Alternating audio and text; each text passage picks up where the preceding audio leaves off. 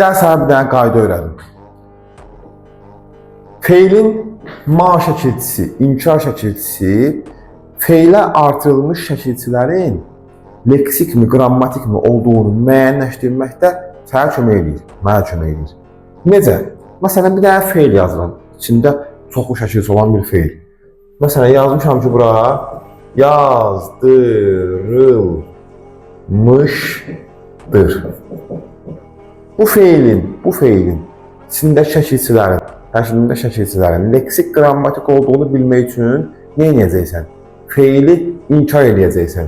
Yazdırılmamışdır. Düşür bura inkar şəkilçisi. İnkar şəkilçisinin sonunda qalanların hamısı leksik şəkilçilər olur. Leksik sözünü çox pis yazdım. Hamısı leksik şəkilçilər olur. İnkarın sağındakıların hamısı qrammatik şəkilçilər olur. İnkarın sonunda leksik qalır, sağında qrammatik qalır. O iki cür düşünülən feillər var ha. Məsələn, köçürdü, keçirdi, içirdi. Onları da iki cür inkar eləmək olur. Həm deyirəm, bunun inkarı həm olur belə, köçmürdü, yəni qrammatik olur, həm də bunun inkarı belə ola bilər. Köçürmədi, yəni leksik ola bilər.